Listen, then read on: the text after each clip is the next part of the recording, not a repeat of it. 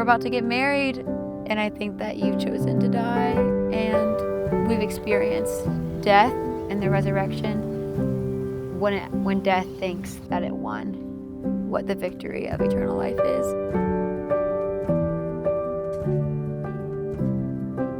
I couldn't imagine marrying a more beautiful interiorly and exteriorly bride. I couldn't imagine a greater cause to lay my life down for. I could feel it in my spirit that that is what I long for and yearn for. We're only getting married because seriously he had a plan for us, not because we did anything on ourselves or by ourselves, but because he's been so good to us. It's gonna go by fast. I think we just gotta hold on and actually enjoy what is happening in front of us.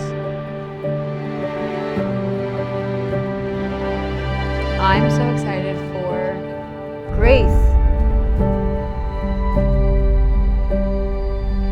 I'm excited for trumpets.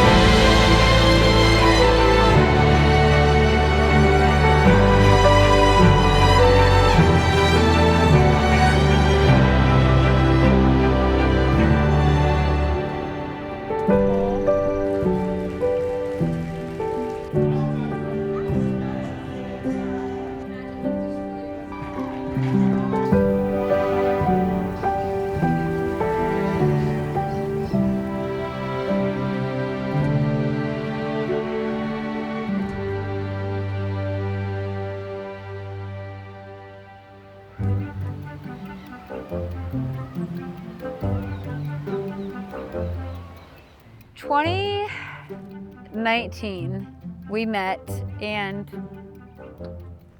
I don't think we thought much of it. I heard your voice first in the background.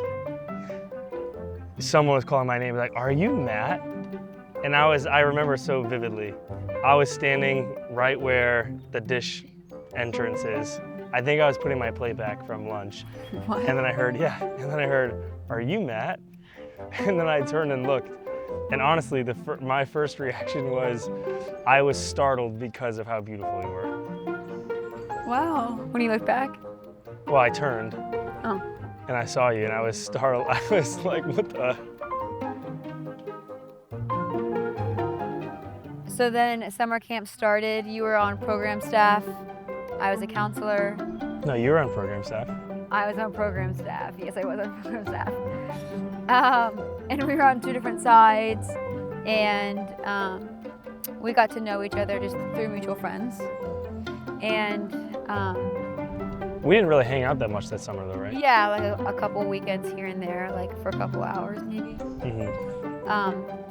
And then our full-time year started. Because we dated, obviously, that summer, the next summer, the summer of 2020. Mm-hmm. Our first date was fireworks. First date. What did we do? What did we go do? Well, you lived in Sunbury. There's not a lot to do. So we went ice cream. We got ice cream at Witt's, and then Oh yeah. watched the sunset. Drove to a field. Lit out some fireworks, and then some lady came out of her house and said, "What are you doing? You scared the shit out of me." And then we broke up at the end of that summer, went our separate ways.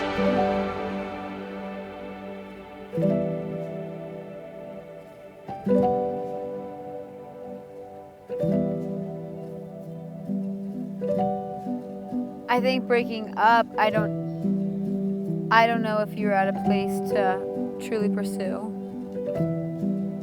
someone. And I think because we were both so new into just discovering ourselves, I'm not sure that we had capacity to give to the other person in the way that we were called. I think there was also just confusion of what love is and what we were searching for.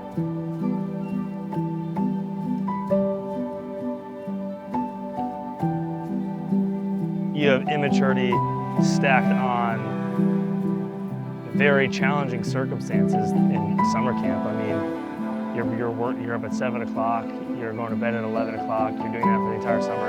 Not to mention, at least for me, I was a head counselor, so I'm constantly pouring into other people, and there's this temptation on the weekend. It's like I have one day off, I need something from that. I don't think that I had much of a giving mentality when it came to our relationship.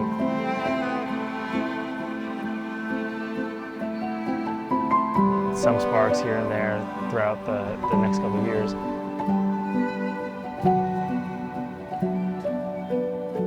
I remember what stood out about you was you were very virtuous, and I don't think I completely knew what virtue was at that point because I was so young in my faith. You just had a different background than I did. And I think that was what was interesting about the beginning portion of our relationship, was that we saw the faith through two different lenses. Yeah. And at the beginning portion, we did not see them as being complementary.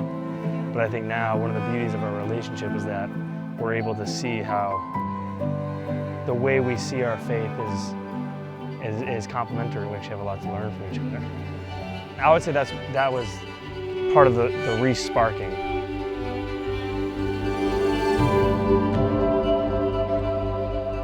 I don't even think I broke through or anything I did. I think the Lord, honestly, just brought you so much freedom. And then I think through that freedom, now you were able to pursue me in a real way.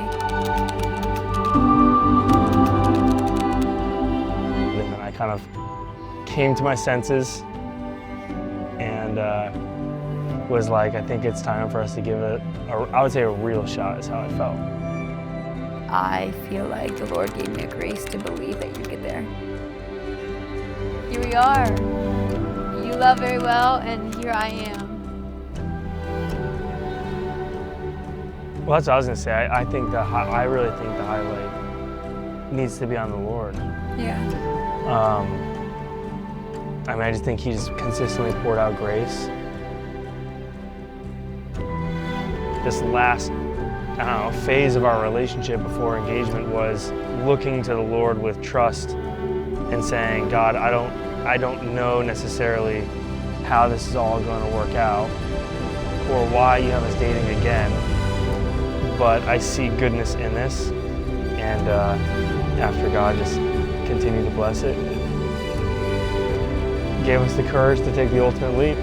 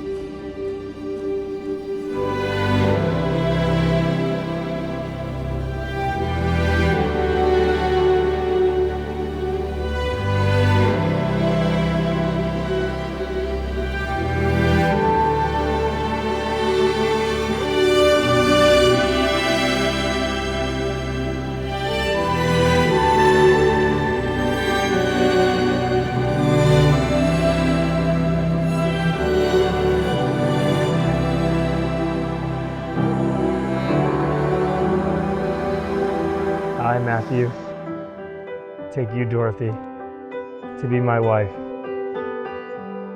I promise to be faithful to you in good times and in bad, in sickness and in health, to love you and to honor you all the days of my life.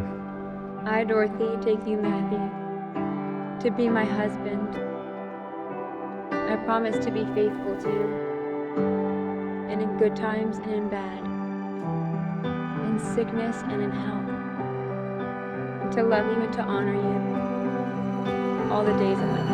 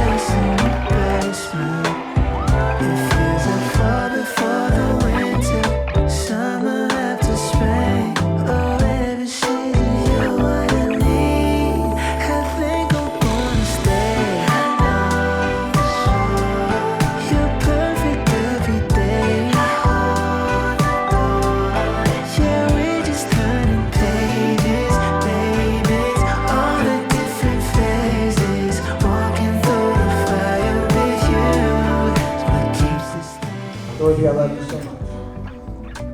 And I just want to thank you for loving me so great.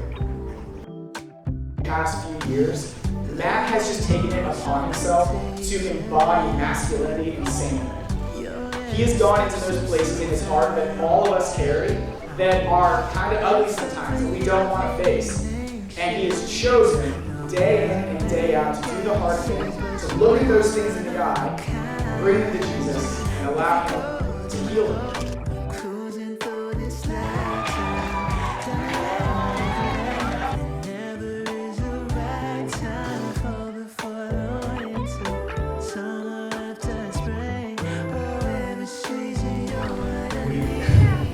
We fought, we played, we forgave a lot. Though my favorite memories have come when we worked together as a team. I can remember my brother's not a runner. He barely runs, but I am. I asked him once, kid, let's go run up to Castle Craig. And it was like the middle of the winter. It was freezing cold. And Castle Craig, for those of you who don't know, is 3 miles up, 3 miles back, about 1,000 feet of elevation. And I just remember watching my brother struggle to get up there. It was these are tears of joy. Keeps this thing new? What keeps this thing?